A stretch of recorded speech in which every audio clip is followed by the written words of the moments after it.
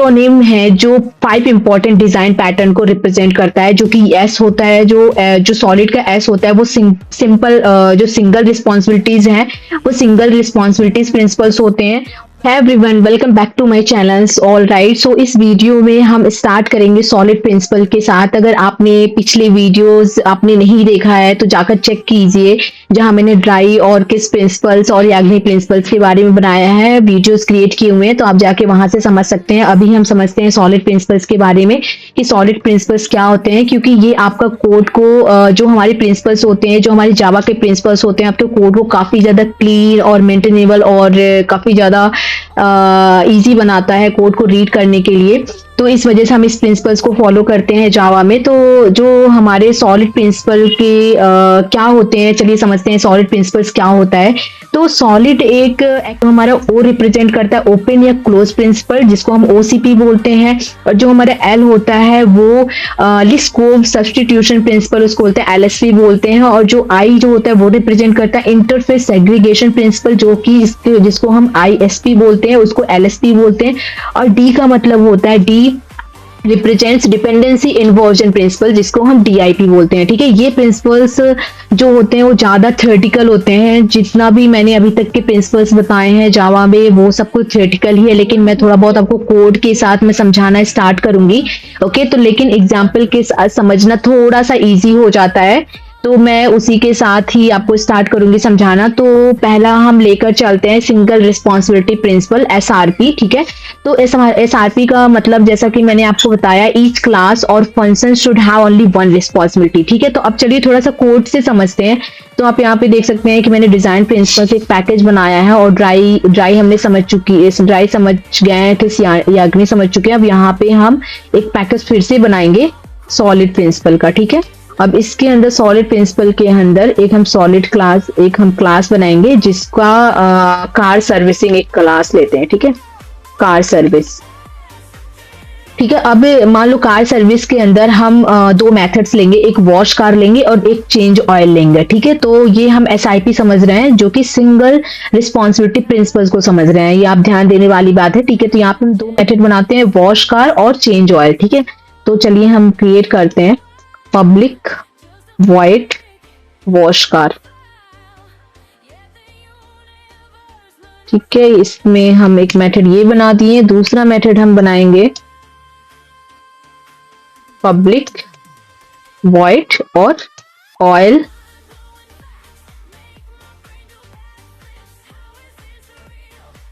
Change oil. ठीक है, हमने दो मेथड क्रिएट कर दिए यहाँ पे। अब यहाँ पे हम कोई, या तो आप लॉजिक लिख सकते हैं, मैं अभी लॉजिक तो नहीं लिख रही, लेकिन आपको बस समझाने के लिए प्रिंट कर रही हूँ।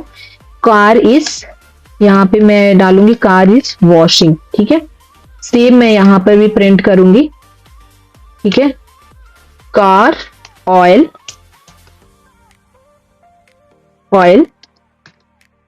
चेंज्ड। ओके, तो हमने दो मेथड यहाँ पे बना लिए। ठीक है, तो वॉश कार का काम सिर्फ वॉशिंग है और चेंज ऑयल का काम सिर्फ ऑयल चेंज है। ठीक है, do not combine multiple responsibility in one function. तो हमने यहाँ पे दोनों के लिए, कार वॉशिंग के लिए और ऑयल को चेंज करने के लिए, हमने दो मेथड क्रिएट किए हुए हैं। तो इस तरीके से एसआरपी का मतलब यही है कि सिंगल रिस्पॉन्सिबिलिटी देना किसी एक मेथड को, वहां पे मल्टीपल रिस्पॉन्सिबिलिटी ना देकर के कोड को मैश ही नहीं करना है। तो ये हमारा सॉलिड प्रिंसिपल का एस का जो रिप्रेजेंट करता है सिंगल रिस्पॉन्सिबिलिटी, उसको मैंने बताया एग्जांपल के साथ। ठीक है, तो एसआरपी फॉलो करने से आपका जो कोड होगा वो मेंटेन होगा और रीडेबल रहता है। ठीक है, तो अब दूसरा समझते हैं। दूसरा जो हमारा प्रिंसिपल्स है वो ओसीपी है। ओसीपी मतलब ओपन और क्लोज प्रिंसिपल। तो प्रिंसिपल्स जो है, class should be open for extension but close for modification. ठीक है, तो वो हम कैसे समझते हैं। तो मान लीजिए हम एक क्लास कार लेते हैं। ठीक है, उस प्रिंसिपल को समझने के लिए हम अलग से क्लास बनाते हैं, उसको देखेंगे कि क्यों भी एरर दे रहा है। तो हम एक कार नाम का क्लास बनाएंगे और इसके अंदर हम कार ड्राइव नाम का मेथड बनाएंगे, public void car drive.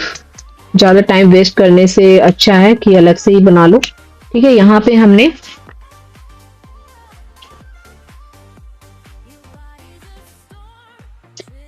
Public car drive नाम का हमने क्लास बना लिया। ठीक है, मेथड बना लिया। ठीक है, इसके अंदर हम प्रिंट करेंगे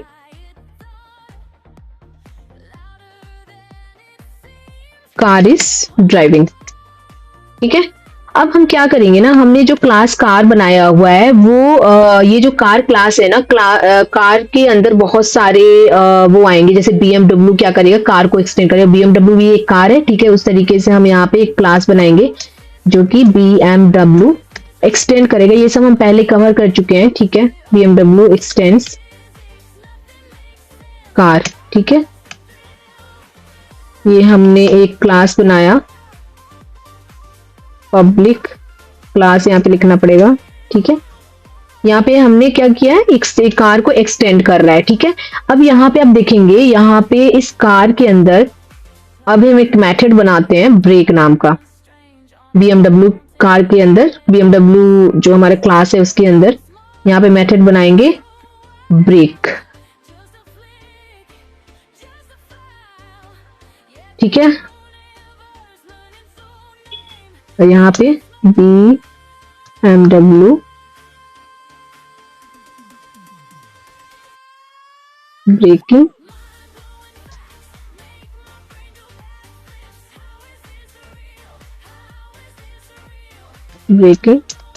सिस्टम, ठीक है। अब कार क्लास को मॉडिफाई मैंने नहीं किया, लेकिन एक्सटेंशन के थ्रू न्यू फंक्शनलिटी ऐड की, ठीक है, BMW ब्रेक करके, आप देख सकते हैं। तो बेनिफिट इसका क्या हुआ, एग्जिस्टिंग कोड सेफ रहता है। यहाँ पे हमने कार को कहीं पे भी मॉडिफाई नहीं किया, यहाँ पे इसमें मैंने एक BMW लिया और कार को एक्सटेंड कर दिया, तो इसमें कार के फीचर्स आ जाएंगे। जो भी ये कार ड्राइव अगर हम एक्सटेंड करना चाहते हैं, अगर ज्यादा एक्सटेंड करना चाहते हैं तो उस केस में हम कार के फीचर आ जाएंगे। तो हमने कार को मॉडिफाई नहीं किया सिर्फ, लेकिन एक्सटेंशन के थ्रू न्यू फंक्शनलिटी ऐड की BMW ब्रेक करके। तो बेनिफिट इसका क्या हुआ, तो एग्जिस्टिंग कोड सेफ रहता और नए फीचर इजीली ऐड किए जा सकते हैं। तो इस तरीके से हम ओ का मतलब समझा, जो कि ओपन एंड क्लोज्ड मॉडिफिकेशन, ठीक है। अब तीसरा समझते हैं Liskov substitution principle, LSP, ठीक है। तो इसका प्रिंसिपल, ये प्रिंसिपल क्या कहता है, तो अगर इस प्रिंसिपल के थ्रू हम अगर क्लास B है, ठीक है, अगर हमारे पास एक क्लास B है और एक क्लास A है, तो क्लास A का सब क्लास है, जो क्लास B है ना, क्लास A का सब क्लास है, मतलब उसी के अंदर क्लास हमारे सब क्लासेस हैं। और तो B का ऑब्जेक्ट A एक्सपेक्ट करने वाले मेथड में पास हो सकता है, राइट। तो कैसे पास होता है इसको हम एग्जांपल से समझते हैं, ठीक है। तो हम यहाँ पे फिर से एक रेक्टेंगल नाम का चलिए क्लास लेते हैं,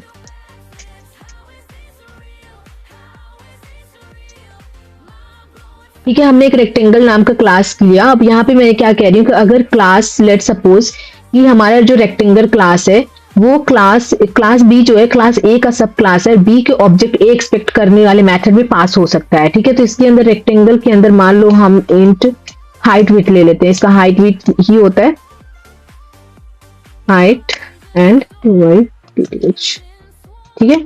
हाइट विड्थ ले लिया हमने, और इसके अंदर हम क्या करेंगे, कंस्ट्रक्टर बनाएंगे, कंस्ट्रक्टर सेम नेम का होगा, ठीक है। ये हमने कंस्ट्रक्टर बनाया और इसके अंदर हाइट और विड्थ पास कर देंगे। ये सब कुछ हमने कवर किया हुआ है, ठीक है। अगर आपको चेक करना है तो आप जाकर वीडियो को जाकर प्लेलिस्ट से जाकर देख सकते हैं। ये हमारा लास्ट सेक्शन चल रहा है, उसके बाद से हम DSA ही स्टार्ट करेंगे, ठीक है। तो बेसिक कवर करने के बाद ही हम DSA स्टार्ट करने वाले। अब यहाँ पे हम क्या करेंगे, असाइन करेंगे जो भी वैल्यू आएगी, this dot height equal to height और this dot width equal to width, ठीक है। ये हमने कर दिया, ये कवर हो गया। अब इसके अंदर हम क्या करेंगे ना कि एरिया का, अब हमें रेक्टेंगल के एरिया को गेट करना है। अब रेक्टेंगल के एरिया को गेट करने के लिए हम यहाँ पे एक मेथड बनाएंगे, int public int get rect area, ये हमने एक मेथड बनाया। और इसके अंदर हम कैसे रेक्टेंगल का एरिया कैसे गेट करते हैं, रेक्टेंगल का एरिया गेट करने के लिए हमें हाइट और विड्थ को क्या करना रहता है, मल्टीप्लाई करना होता है, इससे हमें मिल जाता है रेक्टेंगल का एरिया, ठीक है। हमने गेट एरिया कर लिया। अब हम क्या करेंगे, यहाँ पे एक क्लास बनाएंगे पब्लिक स्क्वायर, ठीक है, जो कि एक्सटेंड करेगा पब्लिक क्लास स्क्वायर, ठीक है, एक्सटेंड करेगा हमें किसको, रेक्टेंगल को। अब इसके अंदर जो हमारे मेथड्स होंगे वो हमें ओवरराइट करना पड़ेगा, इसलिए एरर दे रहा है, ठीक है। तो इसको हम ओवरराइट करते हैं, चलो तो हमने इसको ओवरराइड कर लिया। अब यहाँ पे हाइट और विड्थ दोनों आ गए, ठीक है। तो यहाँ पे आप देखेंगे स्क्वायर के अंदर इंट स्क्वायर के अंदर अगर हमें लेट सपोज कि ये ना लेकर सिर्फ यहाँ पे साइड्स लेते हैं, ठीक है। हमने बस साइड पास किया और यहाँ पे सिर्फ साइड पास कर दिया, जो भी हमारा हाइट विथ है उसको। तो हाइट इक्वल टू विथ हमने पास किया, विथ इक्वल टू हाइट, ठीक है। अब यहाँ पे हम क्या करेंगे, एक मेन क्लास लेंगे और यहाँ पे एरिया को प्रिंट करेंगे। क्लास मेन,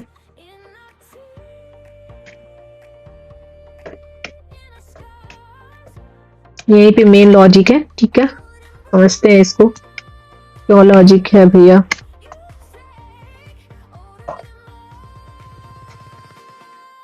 ठीक है, यहाँ पे हम क्या करेंगे ना, मेन के अंदर हम एरिया को प्रिंट कराएंगे। सबसे पहले जो हमारा प्रिंट एरिया जो हमारे पास जो बना हुआ है, जो हमने गेट एरिया किया हुआ है, उसी तरीके से हम प्रिंट एरिया करेंगे, ठीक है। तो यहाँ पे हम क्या करेंगे ना, मेथड हम एक ऑब्जेक्ट क्रिएट करेंगे रेक्टेंगल का, और उसके अंदर हम क्या पास करेंगे, हाइट और विड्थ पास करेंगे, ठीक है। तो यहाँ पे हम रेक्टेंगल का ऑब्जेक्ट बनाते हैं, RC equal to new rectangle, ठीक है। और इसके अंदर हम 5 पास कर दिए और 4 पास कर दिए, ठीक है। ये हमने पास कर दिया। अब यहाँ पे क्या कह रही हूं मैं कि इसके बाद से हम स्क्वायर का भी ऑब्जेक्ट क्रिएट कर लेंगे, square equal to new square. अब इसके अंदर हम क्या पास करने वाले, इसके अंदर बस एक ही साइड का पास करेंगे, क्योंकि square width equal to height होता है, ठीक है। उस तरीके से हम पास करेंगे। न्यू स्क्वायर क्यों दे रहा है, ओके मेक स्टैटिक, ओके। अब यहाँ पे हम दोनों का ही एरिया प्रिंट कराएंगे, ठीक है। कैसे प्रिंट कराएंगे, हम दोनों का एरिया प्रिंट कराएंगे। कोड को थोड़ा सा सिंपल लिख रहे हैं, तो यहाँ पे एक मेथड क्रिएट कर देते हैं प्रिंट एरिया करके, ठीक है। अब यहाँ पे RC पास कर देते हैं, ठीक है। और यहाँ पे प्रिंट एरिया अगेन बनाते हैं, यूज करते हैं ना डू इट ड्राई का, यूज करते हैं ड्राई प्रिंसिपल का, ठीक है।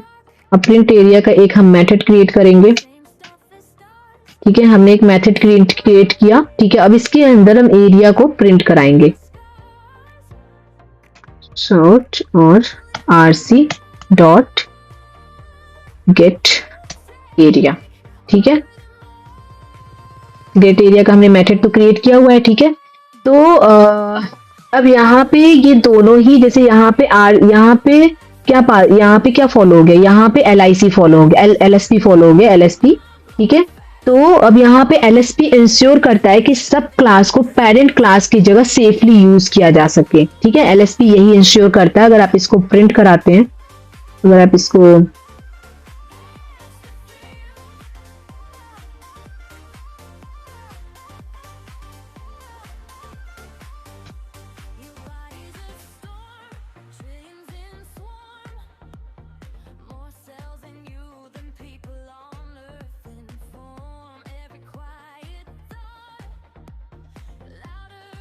आप एक देख सकते हैं 25 आया, और इसका भी वैल्यू जो आया 25, क्योंकि हमने 5 पास किया। ओके, तो LSP जो होता है वो इंश्योर करता है कि सब क्लास को पेरेंट क्लास की जगह सेफली यूज किया जा सके। ओके, तो अब आते हैं हम ISP के थ्रू। ISP मतलब होता है इंटरफेस सेग्रीगेशन प्रिंसिपल। ओके, तो ये प्रिंसिपल क्या करता है समझते हैं। तो स्प्लिट इंटरफेस इनटू स्मॉलर, ठीक है। हम जो इंटरफेस होता है ना, उसको हम स्मॉलर मतलब छोटे पार्ट में डिवाइड करेंगे, specific interface rather than one big generic interface. हम क्या करेंगे, एक जो इंटरफेस होगा उसको बिगर करने की जगह पे हम छोटा इंटरफेस का यूज करेंगे।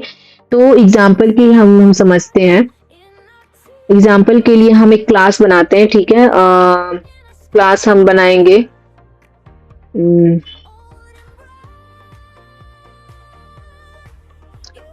एक ptable करके क्लास बनाते हैं, ठीक है। एक ptable क्लास बनाया मैंने ptable करके, और यहाँ पे हम एक मेथड पास करेंगे void pet। ISP समझ रहे हैं, तो इसके लिए हमें इंटरफेस बनाना था ना कि class, that's why it's giving me issue. इसको डिलीट करते हैं, हम इंटरफेस बनाते हैं ptable करके। क्लास के अंदर जाएंगे, इंटरफेस सेलेक्ट करेंगे और यहाँ पे टेबल करेंगे। अब यहाँ पे हम जब बनाएंगे ना, तो फिर ये इशू नहीं देगा void pet। ठीक है, हमने मेथड बना लिया। ठीक है, अब यहाँ पे क्या करेंगे ना, हम एक क्लास बनाएंगे। इसी के अंदर हम एक क्लास बनाते हैं। क्लास जो होगा वो डॉग होगा। डॉग एक पेट है। ठीक है, और एक्सटेंड करेंगे, किसको एक्सटेंड करेंगे, जो हमारा पेटेबल इंटरफेस है। ठीक है, ये हम इसको एक्सटेंड कर लेंगे। ठीक है, हमने इंटरफेस को वो कर लिया। अब इसको हम क्या करेंगे, ओवरराइड कर देंगे जो भी हमारा उसके अंदर जो मेथड्स होगा इम्प्लीमेंट। ये हमारा मेथड यहाँ पे आ गया। अब यहाँ पे हम क्या करेंगे,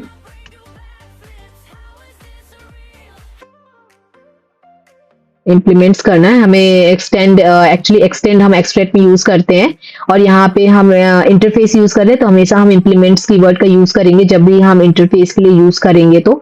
ठीक है, अब यहाँ पे हम एक वेरिएबल लेंगे स्ट्रिंग, स्ट्रिंग नेम करके। ठीक है, और फिर उसके बाद यहाँ पे पेट के अंदर दिस डॉट नेम और नेम को पास कर देंगे। ठीक है, हमने कोई भी इस डॉग के अंदर जो हमारा पहले तो इस पेट के अंदर नहीं पास करेंगे। पेट के अंदर हम प्रिंट कराएंगे उस पर्टिकुलर डॉग का नेम जो भी होगा। इसके अंदर हम एक कंस्ट्रक्टर बनाएंगे सबसे पहले। तो कंस्ट्रक्टर कैसे बनाते हैं, पब्लिक और डॉग का कंस्ट्रक्टर बनाएंगे, और यहाँ पे हम क्या पास करेंगे, स्ट्रिंग जो भी हमने लिया है डॉग का नेम, स्ट्रिंग नेम। ठीक है, अब यहाँ पे this dot name equal to जो भी नेम आएगा वो पास कर देंगे। ठीक है, अब पेट के अंदर हम क्या करेंगे, हम पेट के अंदर वो ओके, तो पेट के अंदर हम क्या करेंगे, उसको प्रिंट करा देंगे जो भी डॉग का नेम होगा। ठीक है, अब इसके अंदर शाफ्ट, ठीक है, नेम डॉग इज पेटेड। ठीक है, हमने यहाँ पे प्रिंट करा दिया। अब हम ना क्या करेंगे, एक क्लास बनाएंगे लॉयल का, लॉयन। ठीक है, फिर ठीक है, हम एक क्लास बनाए यहाँ पे लॉयन। हमने एक लॉयन क्लास बनाया। यहाँ पे फिर से हम एक स्ट्रिंग नेम लेंगे, सेम ही काम करेंगे बेसिकली। इसी को हम ले लेते हैं, बस इसका name, constructor name same name होना चाहिए। ठीक है, तो हमने लॉयन नेम भी लिया। अब यहाँ पे देख सकते हैं ना, डॉग को पेट कर सकते हैं। ठीक है, डॉग को यहाँ पे पेट कर सकते हैं, लेकिन लॉयल को नहीं। अगर हमने पेट फंक्शन एनिमल क्लास में डाला तो लॉयन भी पेटेबल हो जाता है, जो कि रॉन्ग है। ओके, कैसे रॉन्ग है, यहाँ पे देख सकते हैं, क्लास लॉयल लाइन बनाया हमने। ठीक है, और डॉग को पेट कर सकते हैं। यहाँ पे डॉग को मैंने यहाँ पे पेट कर दिया है। ठीक है, बट हमने लाइन को पेट नहीं किया है। अगर मान लो लॉयन भी पेटेबल हो जाता, जो कि रॉन्ग है। तो एक्स्ट्रा यहाँ पे नॉलेज ये है कि आईएसपी फॉलो करने से अननेसेसरी मेथड इंप्लीमेंटेशन से बच जाते हैं हम। हमें अननेसेसरी मेथड इंप्लीमेंटेशन करने की जरूरत नहीं पड़ती है। ठीक है, तो अब इसको हम रन करते हैं। मेन मेथड बनाना पड़ेगा। चलिए ठीक है, अब यहाँ तक तो आप समझ चुके हैं, आगे का आप खुद कर लेंगे। ठीक है, ओके, तो डिपेंडेंसी लास्ट हमारा सॉलिड में डिपेंडेंसी इन्वर्जन प्रिंसिपल है। ओके, तो यहाँ पे हम समझते हैं लाइन को आखिर क्यों पेट नहीं कर सकते। तो टेक्निकली आप कोड को जो हमारा कोड में लाइन को पेट कर सकते हो अगर पेट मेथड एनिमल क्लास में डायरेक्टली डिफाइन किया हो। यहाँ पे अगर हम एनिमल क्लास बनाया और उसमें डायरेक्टली अगर हमने पेट मेथड को एनिमल क्लास में अगर डिफाइन किए जाते तो लाइन को भी हम एनिमल क्लास का, लाइन भी जो है एनिमल का ही सब क्लास है। ठीक है, एनिमल के अंदर बहुत सारे एनिमल्स आ जाएंगे जो कि उसका सब क्लास हो जाएगा, तो उसके अंदर हम पेट को पेटेबल कर सकते थे, बट इसके अंदर हम नहीं कर सकते। इसलिए इंटरफेस सेग्रीगेशन जो प्रिंसिपल्स होता है, इसका जो कॉन्सेप्ट आया है, अगर हम पेट फंक्शन ठीक है एनिमल क्लास में डाल देते हो तो सब क्लास जो होता है, जो सब क्लास से जो है डॉग है, लाइन है, कैट है, को वो मेथड इनहेरिट होगा, चाहे उन्हें पेट किया जा सके या नहीं। ठीक है, तो इससे क्या होता है, डॉग के लिए सही है, पेटेबल हो सकता है, लाइन के लिए गलत है, लाइन नेचुरली पेटेबल नहीं है। ठीक है, तो ये वायलेट करता है रियल वर्ल्ड बिहेवियर और रिस्पॉन्सिबिलिटी सेग्रीगेशन को। तो ये जावा इसको फॉलो करता है और इस तरीके से हमें कोड को इस तरीके से फॉलो करना चाहिए, इसी तरीके से कोड को लिखना चाहिए, इसी प्रिंसिपल्स को फॉलो करते हुए। ओके, तो अगर हमें पेटेबल करना है तो हम पेट मेथड एनिमल क्लास में, अगर हमें पेटेबल नहीं करना तो पेट मेथड एनिमल क्लास में नहीं डालना है। इंस्टेड क्रिएट पेटेबल इंटरफेस, और सिर्फ वो एनिमल्स जो पेट हो सकते हैं उनमें ही इंप्लीमेंट करना है। ठीक है, तो लॉयल में नहीं हो सकता, डॉग में हो सकता है, इसलिए हमने डॉग में ही इसको इंप्लीमेंट किया हुआ है। ठीक है, तो जहां पे जरूरत है हम वहीं पे इसको इंप्लीमेंट किए हैं। तो डॉग को पेट कर सकते हैं, लॉयल को नहीं कर सकते। तो आईएसपी प्रिंसिपल फॉलो होता है। इंटरफेस को स्पेसिफिक और सेग्रीगेटेड रखो, जेनरिक ना बनाओ। ठीक है, तो इसमें कुछ हम एक्स्ट्रा टिप देना चाहते हैं, जो कि ये प्रिंसिपल अननेसेसरी मैटर इनहेरिट होने से बचाता है, जो हमारा आईएसपी होता है। ठीक है, और कोड मोर रियलिस्टिक, जो हमारा कोड दिखता है काफी ज्यादा रियलिस्टिक और मेंटेनेबल बनता है। ठीक है, और फिर चलिए चलते हैं, हम समझते हैं कि नेक्स्ट प्रिंसिपल की तरफ, जो हमारा डी है। D stand for like dependency inversion principle.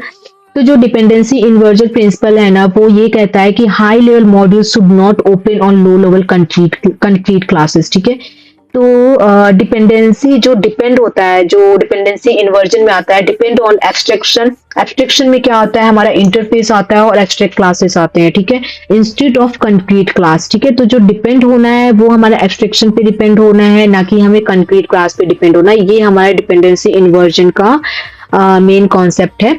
तो मान लो अगर हम एक क्लास बनाते हैं, आप इसको अपने एग्जांपल अपने कोड में देखना। तो मान लो अगर हम क्लास बनाते हैं एनिमल, और एब्स्ट्रैक्ट नाम का क्लास है। ठीक है, एब्स्ट्रैक्ट हमने मेथड एब्स्ट्रैक्ट कीवर्ड हमने यूज किया इस क्लास के आगे, और उसके अंदर हम एक नेम पास करते हैं, और एक हम इंटरफेस भी बनाते हैं, एब्स्ट्रैक्ट भी बना लिया और एक इंटरफेस भी बनाते हैं पीटेबल नाम का।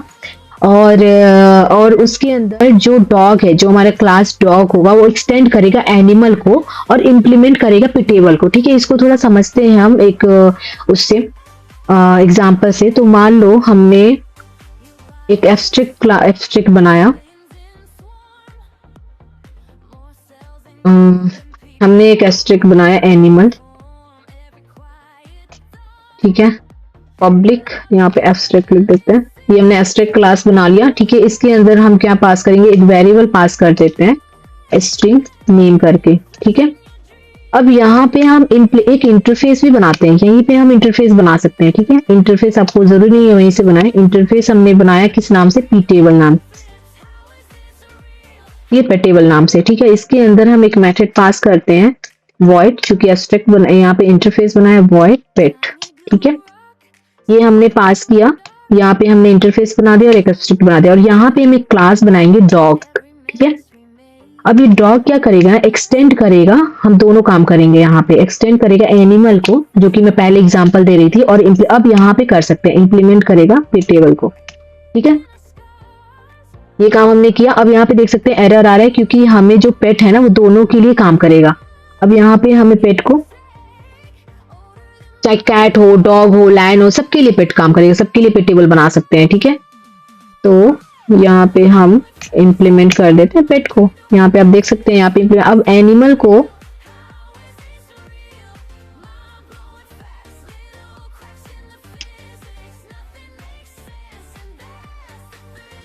इसको डॉग्स कर देते हैं।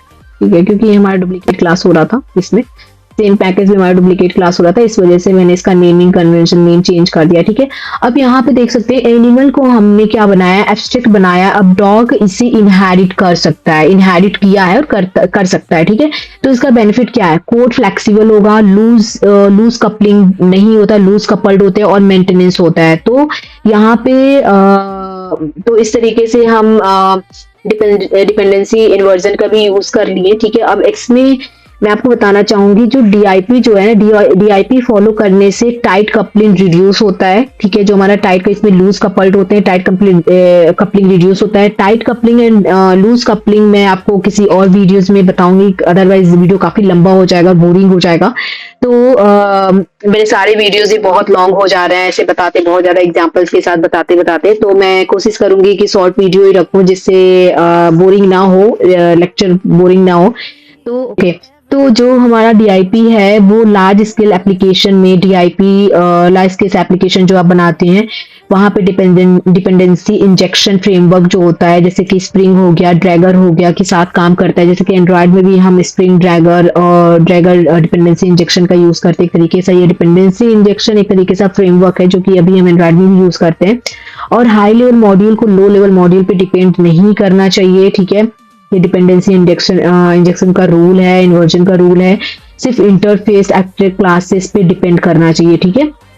ओके, तो हमने आज सॉलिड प्रिंसिपल के अंदर हमने एसआरपी कवर किया, जो कि एसआरपी क्या होता है, one class function one responsibility होता है। ओसीपी ओपन फॉर एक्सटेंशन, जो ओपन क्लोज मॉडिफिकेशंस होते हैं, क्लासेस मॉडिफिकेशंस होते हैं। LSP sub classes to replace parent class safely, ठीक है। जो हमारे सब क्लास उसके अंदर बनाते हैं वो पेरेंट क्लास से रिप्लेस हो सकता है एलएसपी के अंदर। आईएसपी जो होता है वो split interface into the small specific interface को हम स्प्लिट कर सकते हैं। और जो डीआईपी होता है वो depend on abstraction not concrete classes, ठीक है। एब्स्ट्रैक्शन पे डिपेंड हो सकता है डीआईपी। ओके, तो हमने जो हमारा सॉलिड प्रिंसिपल्स होता है वो ड्राई और किस के साथ कंबाइन करने से रोबस्ट और मेंटेनेबल कोड बनता है। और ये प्रिंसिपल लार्ज प्रोजेक्ट और टीम बेस्ड डेवलपमेंट में बहुत ज़्यादा यूजफुल होते हैं। और अगर हम सॉलिड प्रिंसिपल फॉलो करेंगे तो आपके जो प्रोजेक्ट्स में बग जो होंगे वो काफ़ी ज़्यादा कम होंगे, टेस्टिंग ईजी रहेगी, जो हमारे टेस्टर्स होंगे उनको काफ़ी ज़्यादा प्रॉब्लम नहीं होगा टेस्टिंग करने में आपकी एप्लीकेशन को, और स्केलिंग ईजी हो जाती है एप्लीकेशन की, ठीक है। तो आप अपने करंट प्रोजेक्ट में अगर जो एक्सपीरियंस है करंट प्रोजेक्ट में आप चेक कीजिए। जो डेवलपर जो हमारे फ्रेशर्स है वो तो प्रोजेक्ट बनाएंगे ही, लेकिन आप जो आपके पहले से ही आप प्रोजेक्ट बना रहे हैं तो उसको आप चेक कीजिए कि आपके क्लास और फंक्शन सिंगल रिस्पॉन्सिबिलिटी फॉलो कर रहा है कि नहीं कर रहा है। क्या सब क्लासेस सेफली पेरेंट क्लास को रिप्लेस कर सकता है, ये भी आप चेक कर सकते हैं। और ये चेक कर सकते हैं क्या इंटरफेस प्रॉपरली सेग्रीगेटेड है कि नहीं है, ठीक है। तो आप सॉलिड प्रिंसिपल के थ्रू चेक कर सकते हैं अगर आप अपने कोड को आपको बहुत ज्यादा इजी टू मेंटेन बनाना है, ठीक है। तो सॉलिड प्रिंसिपल को ड्राई प्लस किस के साथ कंबाइन करके अपना कोड फ्यूचर प्रूफ बना सकते हो। इससे आपका कोड काफी ज्यादा इजी टू मेंटेन रहेगा और आपका एप्लीकेशन जो होगा वो एकदम मक्खन की तरह चलेगा, ठीक है। तो इस तरीके से आप सॉलिड प्रिंसिपल का यूज कर सकते हो जावा में, ठीक है। तो आज के वीडियो में बस इतना ही, बहुत बड़ा ये लेक्चर हो गया है, फिर भी आज की वीडियो में बस इतना ही। मिलते हैं नेक्स्ट वीडियो में। अभी के लिए thank you so much and bye. तो नेक्स्ट वीडियो में हम स्टार्ट करेंगे डिजाइन पैटर्न्स, तो उसके बारे में रेडी होके आइएगा। Thank you so much and bye.